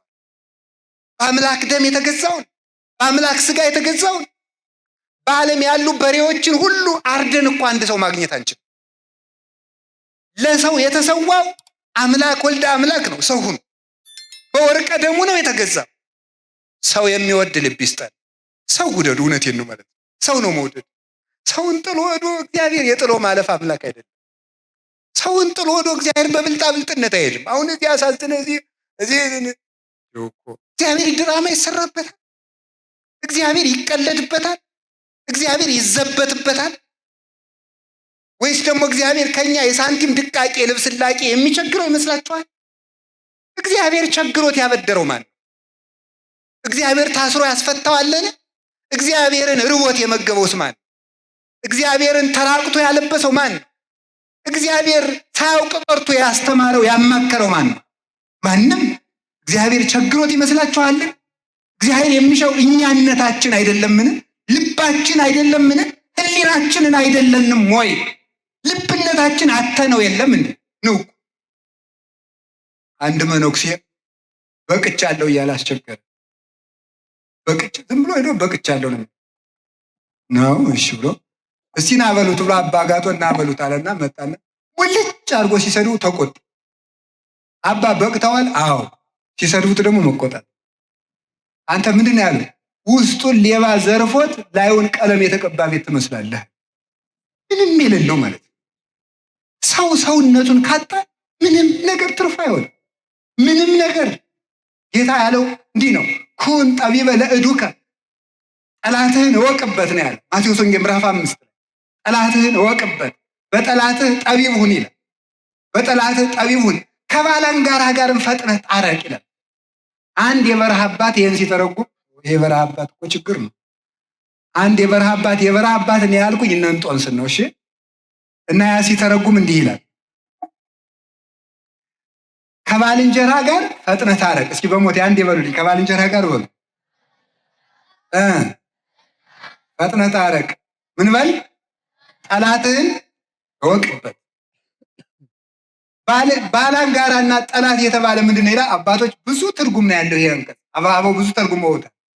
እኔ አባት የተረጎመውን ልዩ ትርጉም ስለሆነ ይህም ብቻ ነው ማካፈል የፈለግኩ ከርዕሴ ጋር የሚገናኘው። ባላጋራ የተባለ ህሊና ነው ይላል። ይገርማል። ጠላት የተባለ ህሊና ነው ይላል። ህሊና ጠላት ነው። ከባላጋራ ጋር ጠላት የሆነው ምንድን ነው? ህሊና ለስጋ ጠላቱ ነው። ህሊና ለስጋ ጠላቱ ነው። ለአንደበት ጠላቱ ነው። ለሰውነት ጠላቱ ነው። አታርግ ይለዋል፣ አትናገር ይለዋል፣ ክፉ አይውጣ ይለዋል፣ አትዝፈን ይለዋል፣ ነገር አትስራ ይለዋል፣ አትራገም ይለዋል፣ አታንሾካሹቅ ይለዋል፣ አድማ አትፍጠር ይለዋል፣ ሐሰት አትናገር ይለዋል። ህሊና ለአንደበት ጠላቱ ነው። ህሊና ለስጋ ጠላቱ ነው። ከባላጋራ ጋር ታረቅ። ሰው መሆንህን የማውቀው ያን ጊዜ ነው ማለት ሰው ሆይ ሰውነትህ የሚለካው ከህሊናህ ጋር የታረቅክ ዕለት ነው። ከማን ጋር በሉ እንጂ ንገሩኝ። በቀር ህሊና መመስወጥ ስጋ መዝረፍ እየፈለገ ያልተገናኝቶ ገባ ማለት ይሄ ነው ማለት መክሰር ማለት ይሄ ነው። ሰው አተረፈ የሚባለው ህሊናውን ሲያተርፍ ነው። አይምሮውን ያተረፈ ሰው አትርፏል በእውነቱ ማለት። ሰውነቱን ያጣ ሰው ሰውነቱን አጣ የሚባለው አንድ ሰው ምንድን ነው? አንደኛ ልቡን ሲያጣ ነው። ሁለተኛ ህሊናውን ሲያጣ ነው። ሶስተኛ ህዋሳቱን ሲያጣቸው ነው። ህሊናው የሚለውን አልሰማ ሲል፣ ልቡ የሚለውን አልሰማ ሲል፣ መጨረሻ ላይ ደግሞ ህዋሳቱ ንጹህ ሆነው ተፈጥሮ በኃጢአት ሲያጣቸው፣ አፉ ያልወደደውን እየበላበት፣ ሰውነቱ ያልወደደውን እየጠጣበት፣ እግሩ ወዳልወደደው እየወሰደው፣ አይኑ ያልፈቀደውን እያየበት፣ እጁ ያልወደደውን እያከናወነበት፣ እንዲህ የሆነ ሰው ነው እንግዲህ ራሱን አጣ የሚባለው። ኃጢአት ማለት ግዕዝ ነው። ኃጢአት አጣ፣ ኃጢአት ኃጢወት ማጣት ማለት ነው። ኃጢአት ማለት ማጣት። ሰው ኃጢአት ለምን ተባለ ማለት ሰው ራሱን ያጣል። ራሱን ላለማምጣት ሕዋሳትን ተግቶ ነቅቶ መጠበቅ ይገባል። ራሱን የጠበቀ ሰው ቤተክርስቲያንን ይጠብቃል። ራሱን የጠበቀ ሰው ሕግ ይጠብቃል። ራሱን እግዚአብሔር እኮ ሕግን የሰራ ራሳችሁን ጠብቁ ብሎ ነው። እግዚአብሔር ኃጢአት አትስሩ የሚለን ከኛ ጽድቅ የሚያተርፈው ስላለ ሳይሆን እኛ ራሳችንን እንዳንከስር ስለሚሻ ነው። ስለዚህ እንቁ ማለት ሰውነት ነው። ለሰውነታችሁ ክብር ስጡት። ኃጢአትን ከመስራት ነፃ ለመውጣት የመጀመሪያው መፍትሄ ምንድን ነው? ክብርን ማወቅ ነው። ክብርን ማወቅ በሉ። ክብሩን ያወቀ ሰው ኃጢአት አይሰራም። እኔ ማን ነኝ ያለ ሰው ማለት ነው። አሁን ለምሳሌ እንደው አያደርገውና እኔ አሁን እዚህ ቆይቼ አያርግብኝ መድኃኔዓለም ወደ ጭፈራ ቤት ሰድ ብታገኙ ምን ትላላችሁ? ኧረ አባ አትሉም እንዴ? ትላላችሁ ማለት ነው። አሁን አያችሁ ምንድን ነው ማንነት ነው እንዲህ ያደረገው። እንዴ መነኩሴ አይዘፍንም የሚል ብትወዱትም የሆነ የተጻፈ ሕግ አለ ማለት ብታውቁትም መነኩሴ አይዘፍንም። አያችሁ ማንነት ከኃጢአት ይጠብቃል ማለት ከኃጢአት ይጠብቃል። አሁን እኔ ስሆን እንደዚያ ትላላችሁ። እኔ ስሆን እኔ በሆን ትስቁብኛላችሁ። እንዲህ አባ እዚህ ምን ይሰራሉ ይላል። ለአንተ የፈቀደልህ ማን ነው? ነውር አይደለም? እናንተ ክብራችሁን አታውቁም? እኔም በሆነ እዚያ አሁን ለምሳሌ ሂጅ ከዘፈን ቤት ወይም ምናምን በሩ ጠባብ ቢሆን የኔ ወረፋ ነው ብላችሁ ኧረ መነኩሴ ጭራሽ ክብርህን ጠብቅ አንተ ሰው አትሉኝም? ክብርህን ጠብቅ። እኔም ክብራችሁን ጠብቁንም። ክብራችንን እንጠብቅ። ሰውነታችንን አናባክን። የአጋንንት መጫወቻ አናድርገው። የራሳችንም አይደለንም፣ የዓለምም አይደለንም፣ የአጋንንትም አይደለንም። እኛ የመድኃኔዓለም ነን። እኛ የክርስቶስ ነን። ዋጅቶናል። የራሳችሁ ባሪያ ሆናችሁ አትሙቱ የሚለው ቅዱስ ጳውሎስ። በዋጋ ተገዝታችኋልና የራሳችሁ አትሁኑ፣ የፍላጎታችሁ ባሪያ አትሁኑ። ፍላጎታችሁን ለክርስቶስ ብላችሁ ተዉት ነው የሚለው እና ተስፋ ይውላችሁ። ተስፋ ብዙ ሰው እኮ ኃጢአት የሚሰራ ኃጢአት ስለሚወድ ሳይሆን ተስፋ ስለሌለው ነው፣ ተስፋ ስለሚቆርጥ ነው። ያ መቼም እንግዲህ የሲኦል መዝጊያዋ ነኝ መቼም ብሎ ኃጢአትን ይጨማምራል ማለት ሰው እግሩን እንደው እሳት ቢጀምረው ያን ያራግብሃል እንጂ እስከ አንገቱ ነው ይገባል እንዴ? ነውር እኮ ነው በእውነቱ። ያን የጀመረንን ማራገፍ ነው የሚገባው። ስለዚህ ሁላችንም ሰውነታችን ክብር ነው። ራሳችንን እንውደድ፣ ሰውንም እንውደድ። ራሳችንን እንውደድ ማለት ምን ማለት ነው? ሰውነታችንን የሚያስከብር እንዲሁ ቅዱስ ጳውሎስ ምን ይላል? በሚሞት ስጋችሁ ክርስቶስን አክብሩት ይላል። እስኪ በሉ ሁላችሁም በሚሞት ስጋችሁ በሉ። ማንን አክብሩት? ክርስቶስን አክብሩት። እውነቴን እኮ ነው። እሱ ራስ ነው በሉ። እኛ ሐዋሳቱ ነን በሉ ሁላችሁ። እሱ ራስ ነው በሉ። እሺ በሉ ድገሙት። እሱ ራስ ነው። እሺ ተፈቅዱኑ ትረስይዎ ለአባለ ክርስቶስ አባለ ዘማ ይላል ቅዱስ ጳውሎስ። እንግዲህ ሰውነታችሁ የክርስቶስ አካል ነው። የክርስቶስን አካል ወስዳችሁ የዘማዊ አካል ልታደርጉት ትወዳላችሁን? የክርስቶስን አካል ይሄ እጅ የክርስቶስ እጅ ነው። ይሄ የክርስቶስ እጅ ነው። አፋችን የሰው ከክርስቶስ አፍ ነው። እግራችን የሰው ከክርስቶስ እግር ነው። ተከፍሎበታል። የክርስቶስ ሕዋሳት ነን። ኃጢአት ስትሰሩ ይህች ጣት የመድኃኔዓለም ናት። ይሄ እጅ የክርስቶስ እጅ ነው። የክርስቶስን አካል ለመጠበቅ ያብቃን። ራሳችንን ከመክሰር ይሰውረን። ራስን ማክሰር ትልቅ ክስረት ነው። የከሰረ ነጋዴ ማለት ራሱን የከሰረ ክርስቲያን ነው። ራሱን የከሰረ ቅዱስ ጳውሎስ ስለዚህ ነው አንደኛ ቆሮንቶስ ምዕራፍ 9 ላይ ለሌሎች ከሰበኩ በኋላ እኔ ራሴ የተጣልኩ እንዳልሆን ሰውነቴን እየጎሰምኩ አስገዛዋለሁ። ያ ሰውነቴን እየጎሰምኩ አስገዛዋለሁ ይልን መክሰራል አላችሁ። እንደ ባትሪ ማለት ባትሪ ወደፊት ያበራል። የራሱ ምንድን ነው? ጨለማ የራሱ ጨለማ ነው። ኋላው ማለት ለሰው ያበራል እንደ ባትሪ እና ራስን ማጣት ትልቅ ነገር። እንዲያውም አንድ ጸሐፊ የተናገሩትን ልንገራችሁ። በ21ኛው ክፍለ ዘመን ሰይጣን ክርስቲያኖችን የሚታገላቸው ከልባቸው ጋር እንዳይሆኑ በማድረግ ነው። ከማን ጋር እንዳይሆኑ በማድረግ ነው? ጊዜ በማሳጣት ማለት ብክን በማድረግ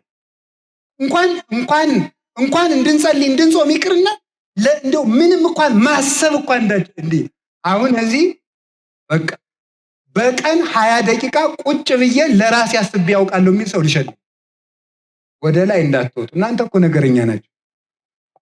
እናንተን ምዕመናን ያልኩ ካለ ሸልማል። ይችን መጽሐፍ ሸልማል። በታማኝነት መጨረሻ ሸልማል። 20 ደቂቃ በቀን እንኳን ለራሱ አስቦ የሚያውቅ ሰው ማለት እንዲሁ እኔ ግን ምንድን ነኝ? የት እየሄድኩ ነው? ለምንድን ነው የምኖረው? ምን እያደረግኩ ነው ብሎ ለራሱ እንኳን ማሰብ ያልቻለ ሰው እና ሰው ተመልከቱ። እንዲሁ ግሩም እኮ ነው ሰይጣን እንዴት እየቀለደብን እንደሆነ። ራስህ የምትጎርሰው የለህም። ማንቸስተር አርሴናል ትላለህ። የራስህ የምትጎርሰው የለህም። ቁራሽ ዳቦ አጥተህ ዲኤስቲቪ ተበድረህ ገብተህ እንዴ ከዚህ በላይ ከስረት አለ? ኢትዮጵያ የማይከሰረችው መንግስት በዚህ መክሰሩን አያውቅም እንዴ? ሰው ከስሯል እኮ። ይሄንን ለምን የማይዘጋው? በእውነቱ ማለት ይሄ ለምን አይዘጋ? ምን ያገባል? የኳስ ተጫዋች የጫማ ቁጥር እኮ ሸምድዳችሁ የምትውሉ ሰዎች እኮ ናቸው በእውነቱ ማለት ነው። እናንተ አናውቃችሁ? አሁን እዚህ ጻድቅ ተሸታላችሁ በእውነቱ ማለት ነው። ይሄንን ነው መክሰር ማለት ነው። እንዳናስብ ሰው በሚንኮባለል ኳስ ቡጢ ይገጥማል። አበው እኮ ደቂቀ እመ የተባአሱ በእንቲ አይ የእናቴ ልጆች ለእኔ ብለው ተጣሉ ይላል ሰሎሞን። የቤተ ክርስቲያን ልጆች ቤተ ክርስቲያንን ለመጠበቅ መከራ ተቀበሉ። ካጋንንት ካላውያን ነገስታት ከስጋቸው ጋር ተጣልተው ቤተ ክርስቲያንን ጠበቁልኝ ሲል በእኛ ተገብቶ ማለት ሰው በማያገባው ገብቶ በማያተርፍበት እድሜውንም ጊዜውንም ጉልበቱንም ያበክናል። መክሰር ማለት ይሄ ነው። ራሳችንን ከመክሰር ይሰውረን። ጌታ ለሐዋርያት ያላቸው ይሄን ነው። ለራሳችሁ ተጠንቀቁ፣ ለራሳችሁ ተጠንቀቁ ነው ያለ። ዕቀቡ ርእሰክሙ ወኢታክብዱ ልበክሙ በመብል ወበስታይ ዘእንበለ ግዕዝ። በመብላት በመጠጣት ያለመጠን ወይን በመጠጣት ልባችሁን አታክብዱት፣ ለራሳችሁ ተጠንቀቁ። የሉቃስ ወንጌል ምዕራፍ 21 ቁጥር 34 ላይ ይሄ ነው። ለራስ ማሰብ ነው። ነፍሱን ተውት። ቢያንስ እንኳን ለእንጀራችሁ በጣም ይደንቀኛል። እውነት በጣም ኢትዮጵያ የሚቆርሱት የላቸው። እንደው ይቅርታ ይደረግልኝ፣ ፖለቲካ እንዳይሆንብኝ እግዚአብሔር ይጠብቀኝ። ከሆነም ችግር የለም። ዙሮ ፖለቲካስ ቢሆን አይነገረውም ያለማን። ስለዚህ ምንድን ነው ኢትዮጵያ ወልዳ የምታሳድገው አታ የምትለምን እናት ባላችበት ሀገር ለነ ማንቸስተር የአየር ሰዓት ተከፍሎ ጋዜጠኞች 2 ሰዓት በቀን ስለ ማንቸስተርና ስለ አርሰናል ይወያያሉ። ይሄ ጅልነት ነው። ይቅር ይበሉኝ፣ የስፖርት ፌዴሬሽን ማለት ነው። አይቆጡም እሳቸው። ምን አለ እንደው ብናድግ፣ ምን አለ ብንኖር፣ ስለ ራሳችን ብናስብ። እንደው ነፍሱ ቀርቶ ለስጋችን እንኳን አንሆንም መሆን አለብን። ስለዚህ ራሳችሁን ጠብቁት፣ ከፍ ብላችሁ አስቡ። ለሰውነታችን የሚመጥን ነገር ማሰብ አለብን። ልያና ራሔልን ታውቃላችሁ። ታሪኩን አልተርክም ሰዓት እንዳለ። ልያ ታውቋታላችሁ? አታውቋትም? ያዕቆብን ታውቃላችሁ? ያዕቆብ ሊያገባ ሲሄድ ልጅ ስጠኝ 7 ዓመት ትገዛና እሰጣለሁ። ማናት? ራሔል መልከኛይቱ ልጅን አጋባለሁ 7 ዓመት ተገዛ። 7 ዓመት ተገዝቶ ምን ሰጠው? ደብቆ ትልቅ እያለ ትንሽ ስለማይዳር መልኳ እንደዚያ ያለችውን ልያን ሰጡ። ደስ ብሎት ራሔልን አገኘው መስሎ ደስ ብሎት ሰርጉ ሲያበቃ ማለዳ ብትታይ ልያ። በጣም እኮ ገግሩ ነው ማለት ይኸው እንደዚህ ነው ማለት ነው። ፈንጥዛችሁ ደስታችሁ ዘላችሁ ማለዳ ልያ ማለት ይሄ ነው። የሚጨበጥ የለም ማለት ነው። የሚጨበጥ የለም። ያሰባችሁት አልሆነም፣ ደስታውም የለም። ሲነጋ ልያ ማለት ይሄ ነው ማለት ነው። መክሰር ማለት ይሄ ነው። እንደ ቀበሮ ማለት ቀበሮ ጣዝማ ትወዳለች። ጣዝማ ማለት ጣዝማ አገኘው ያለ ስዘል ዙራ ስትመጣ ጉድጓዱ የት እንዳለ አይታወቅም። የቀበሮ ደስታ ዛሬ ግን ይላሉ ሊቃውንቱ፣ ቀበሮ እንኳን ከስተቷ ተምራ ከጉድጓዱ ላይ ቆማ ትደሰታል። ዝላዩ ለዚያው ላይ ነው። ምክንያቱም ስትመጣ ጉድጓዱ ይጠፋል። ስለዚህ ምንድነው እንገራችሁ፣ እንድትስቁ አይደለም። በእውነት እግዚአብሔር ባወቀ ማለት ልያን ይውላችሁ ራሔልን ማግኘት ሲገባ ለምን ልያን እናገኛለን? ራሔል መንግስተ ሰማያት ናት ይላሉ ሊቃውንት። እንደገና 7 ዓመት ተገዛ። እንደገና ለሀብቱ 7 ዓመት፣ ለያዕቆብም 21 ዓመት እንደ ጥቂት ቀን ሆነለት ይላል ርዕሰ ነቢያት ሙሴ ሲጽፍ። ለያዕቆብ 21 ዓመት እንደ ጥቂት ቀን ሆነለት፣ ራሔልን ይወዳት ነበርና። ይህንን ሊቃውንት ሲያመሰጥሩት ሚላሉ ለቅዱሳን በዚህ ዓለም የተቀበሉት መከራ እንደ ጥቂት ነገር ሆነላቸው፣ መንግስተ ሰማያትን ይወዳሉና። ቃል ተሰማ በራማ ራሔልን ዘትበኪ በይንተ ውሉዳ እስመ ኢኮንዋ ውሉደ።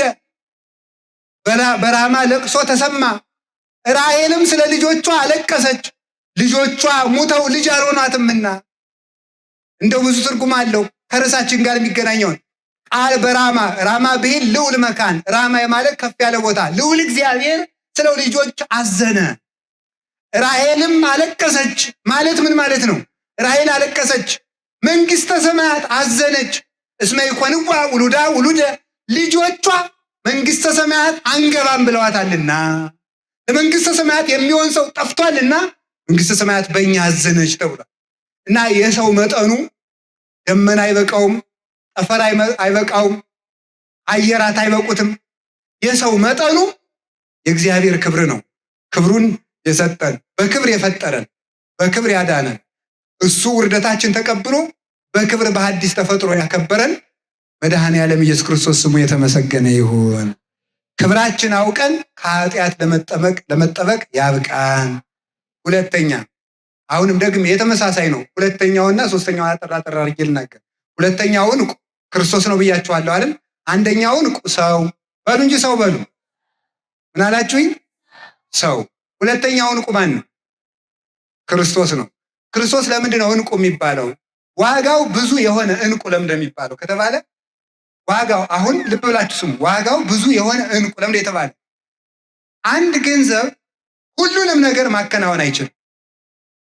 ቤት በገዛችሁበት ገንዘብ እንደገና በዚያው ገንዘብ መታከማችሁ፣ ቤቱ ደግሞ ይታጣል ወይ ቤቱን ሽጣችሁ ነው የሚሆነው።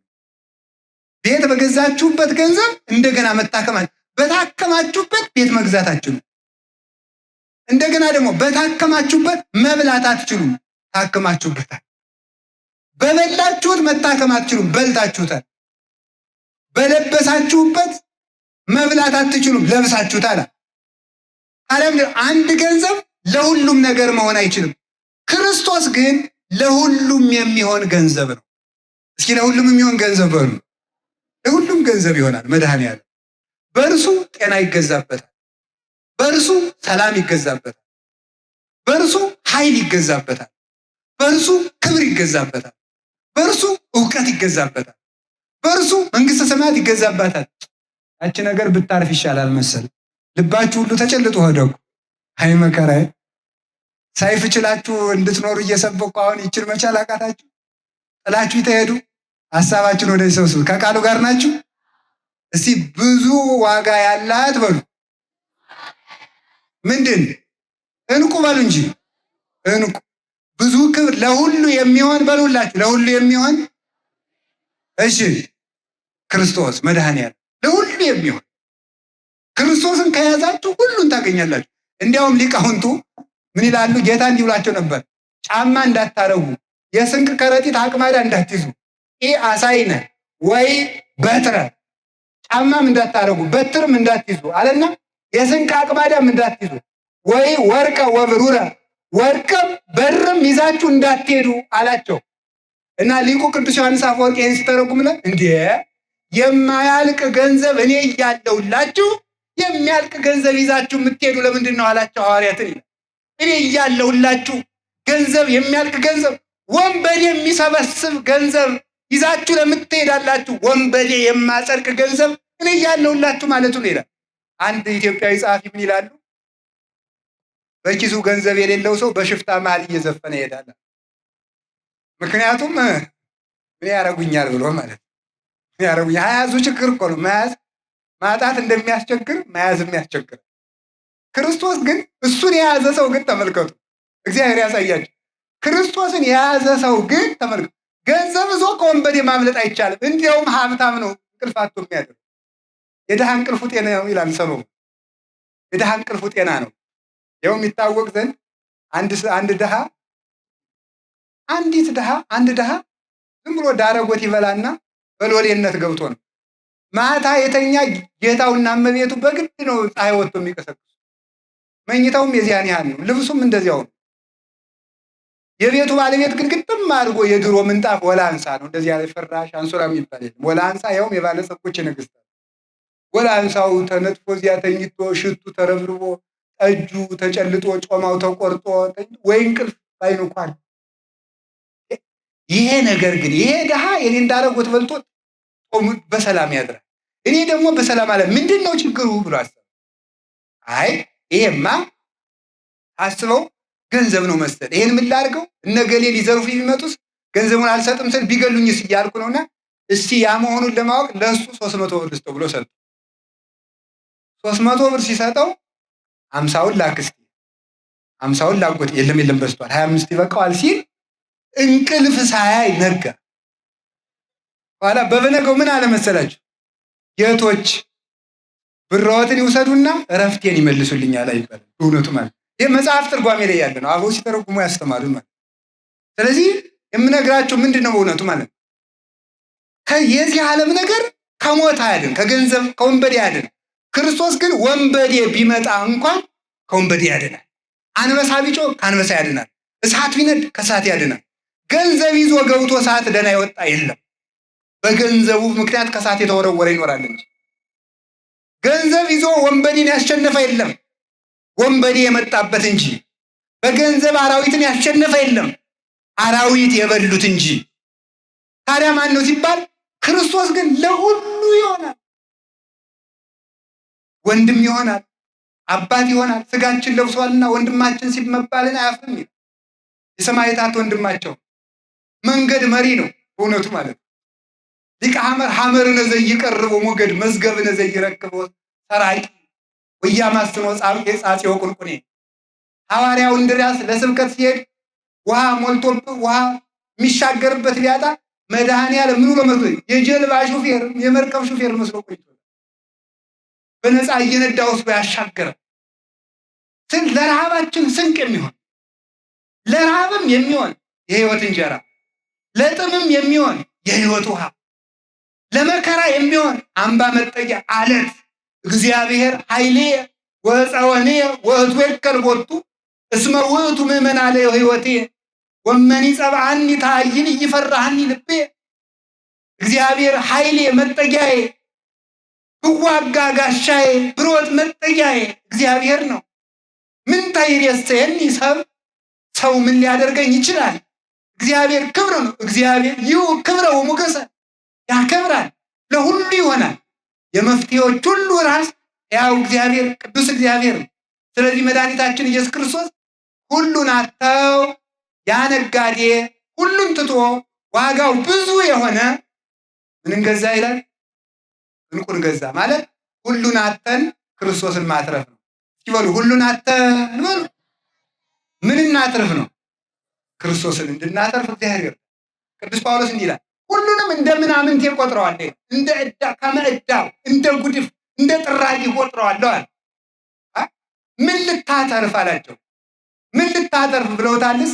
አይ ከመ ርብሖ ለክርስቶስ ክርስቶስን ትርፍ አደርጋለሁ አለ። ክብሩም ይቅርብኝ፣ ሹመቱንም እንደ ጉድፍ እቆጥረዋለሁ፣ መሰደዱን እንደ ጥቅም እቆጥረዋለሁ። ለምን ሲባል ክርስቶስን አተርፋለሁ። አንድ ጊዜ ቅዱስ ጳውሎስ ታስሮ ሳለ የፊልጵስዩስ ሰዎች ሳንቲም አዋጥተው ላኩለት። እናንተ የፊልጵስዩስ ሰዎች አዋጥታችሁ እኮ ጠየቃችሁ ይበስራት አክሊሌ ናችሁ አላቸው። እንዳይጠግቡ ደግሞ እናንተም እንዳትጠግቡ ማለት ነው። አሁን እናንተም ብፁዕ አባታችንም ሲናገሩ ነበር፣ ቤተክርስቲያን ስሩ፣ ሸሚዝ ልበሱ እና ለቤተክርስቲያን አግዙ ተብላችኋል አይደል? እኛ እኮ ነው ቤተክርስቲያን የሰራ ቀላላችሁ ማለት ትጀምራለህ። አሁን እኮ ውለታ እየዋላችሁ አይደለም የሚመስላችሁ እናንተ ትመጻደቁ ማለት ነው።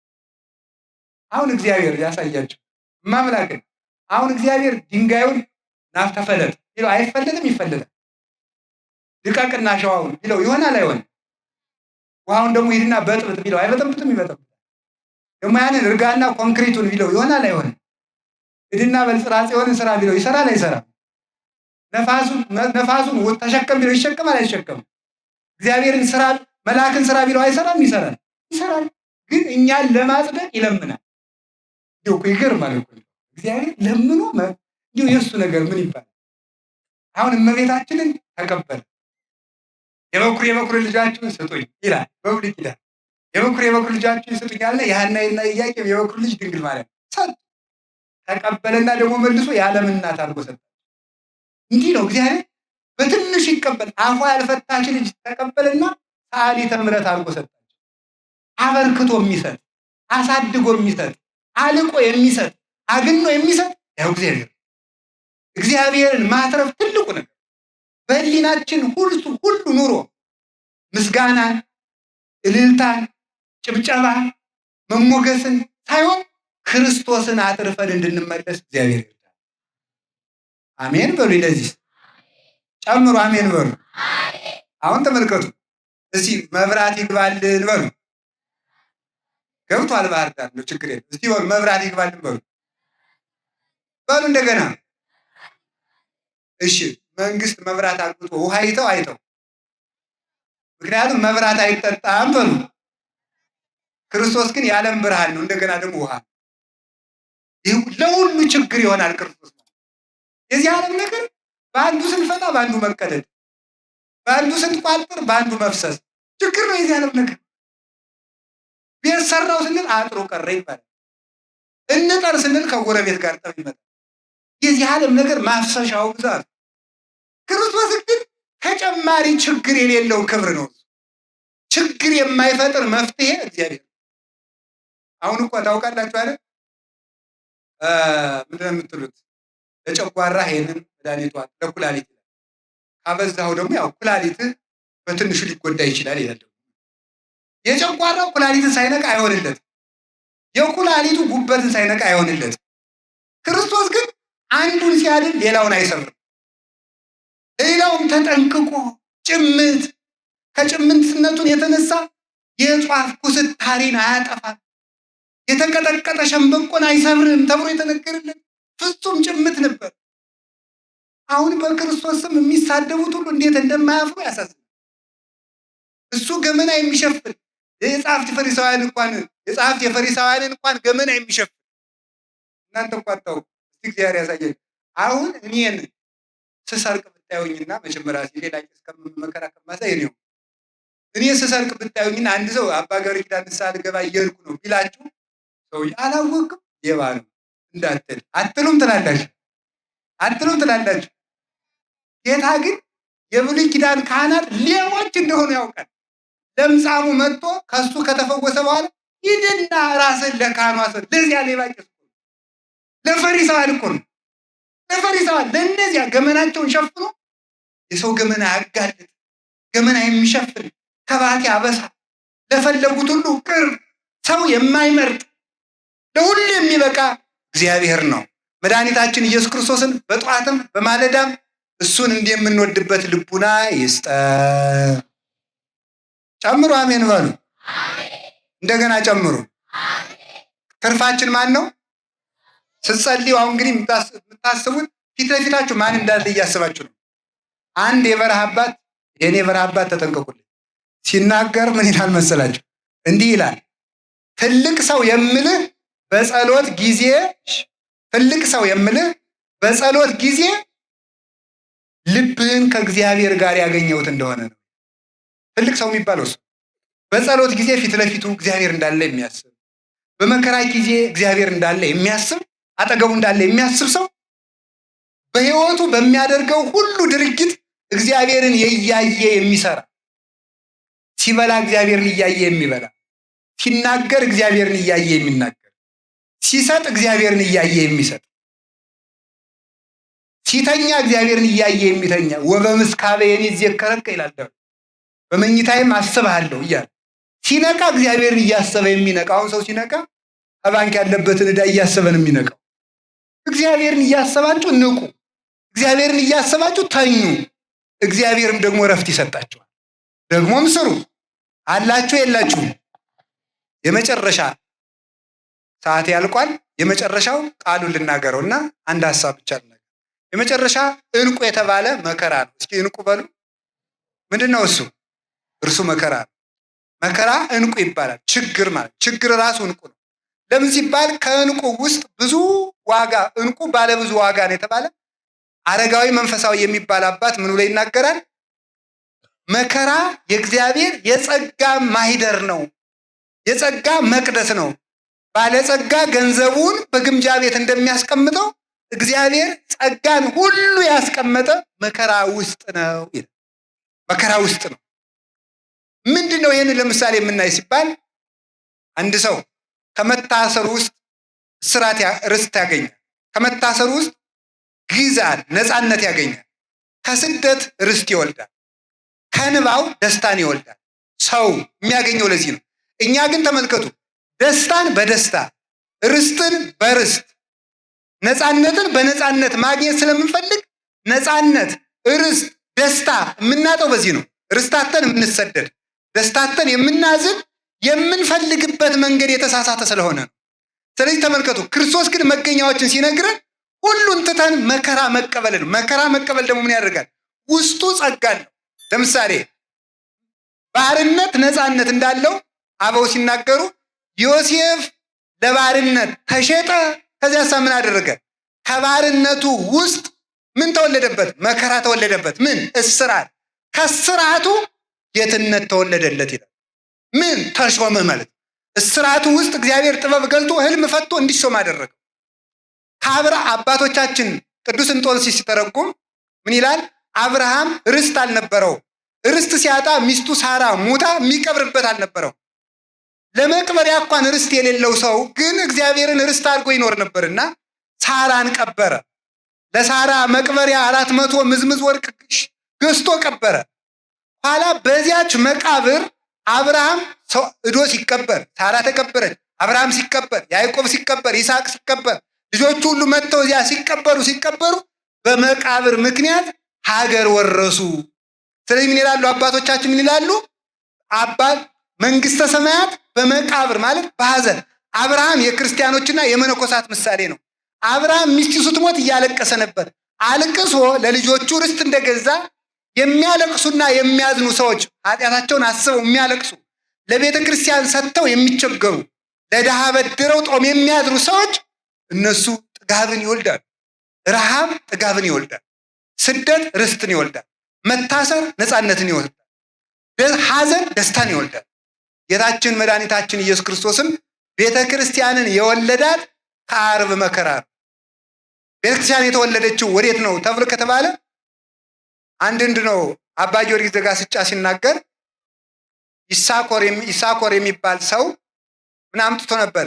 ለእናቱ ለሊያ እንኮይ አምጥቶላት ነበርና ያንን በልታ ምን አደረገችው? ሮቤል ነው ያመጣለት። ሮቤል እሸት አመጣለት። ያንን በልታ ይሳኮር የሚባል ልጅ ጸነሰች። ይሳኮር ማለት ዋጋዬ ማለት ነው። በእሸት ገዝታ ነው የጸነሰችው። ታዲያ ምን ይላል? ከማሁ ይላል በአስበደመ ፍሬ ከርስኪ ዘአጸርዎ ዕብራውያን በሊቶስጥሮስ መካን ተጸንሱ መሃይምናን እምቤተ ክርስቲያን ቅድስት ዘተመርአዋ ወልድኪ። ልክ እንደዚህ በማኅፀንሽ ፍሬ በኢየሱስ ክርስቶስ ደም አይሁድ በጠመቁት ይላል፣ አይሁድ አሳልፈው በሰጡት በሰቀሉት በማኅፀንሽ ፍሬ በኢየሱስ ክርስቶስ በደሙ ዋጋ ምዕመናን ከቀራንዮ ተወለዱ ይላል። የቤተ ክርስቲያን ልደቷ ራሱ ከመከራ ነው። የእሑድ ትንሣኤ የተወለደው ከዓርብ መከራ ነው። ሰው ክብርን የሚወልደው ከምንድን ነው ከተባለ ከአሳር ከውርደት ክብር ይወለዳል። ከመናቅ ክብር ይወለዳል። ከመሰደድ ርስት ይወለዳል። ከማጣት ማግኘት ይወለዳል። ይሄንን ነው እግዚአብሔር በቤተ ክርስቲያን ተቸግረን እንድንኖር ያደረገን። ስለዚህ ነገር የመጨረሻው ጥቅስ ምን ይላል? የምንነግራችሁ እንዲህ ነው። ወበይንተ ሴጠ ዝንቱ ባህሪ ይላል ወእለሃደጉ ብሲተ ወበወለመነኑ መንግስተ። ይሄንን እንቁ ለማግኘት ሚስቶቻቸውን ትተው የመነኑ አሉ። ባሎቻቸውን ትተው የመነኑ አሉ። መንግስታቸውን ትተው ምን ያደርጋሉ? የመነናሉ። ዘውዳቸውን ትተው ኢየሱስ ክርስቶስ ዘትትነገር እምጵርስፎራ ነገስታት በእንቲአከ ይገድፉ ጌራ ወጠቆሙ ይፈትሑ ሐራ። ሰራዊትም ጌቶቻችን የተውትን እያሉ ትጥቃቸውን ፈተው መንነውለታል። ከዚያ በኋላሳ ይህ አልበቃቸው ብሎ ይላል ወቦ እለመጠው ስጋሆሙ ለምንዳቤት ወነፍሶሙ ለሞት እንዘይሬስዩ። ተመልከቱ፣ እንዘይሬስዩ ለመሪር ጥዑመ ወለጥዑምኒ መሪረ። መራራውን ጣፋጭ ጣፋጩን መራራ የሚጣፍጠውን ዓለም መራራ ብለው እየናቁ መራራውን መከራ አጣፍጧቸው እየተቀበሉ ሰውነታቸውን ገንዘባቸውን ማጣታቸው አንሷቸው ለክርስቶስ ስጋቸውን እስከ መስጠት ደርሰው ክርስቶስን አተረፉ ይላል። ቢያንስ እንኳን እኛ የስጋ ፈቃዳችንንና ገንዘባችንን በመጠኑ ለቤተ ክርስቲያን ትተን ክርስቶስን እንድናተርፍ አምላከ ቅዱሳን ይርዳን። ያስተማረን እግዚአብሔር ስሙ የተመሰገነ ይሁን። ወስብሐት ለእግዚአብሔር ወለወላዲቱ ድንግል ወለመስቀሉ ክቡር።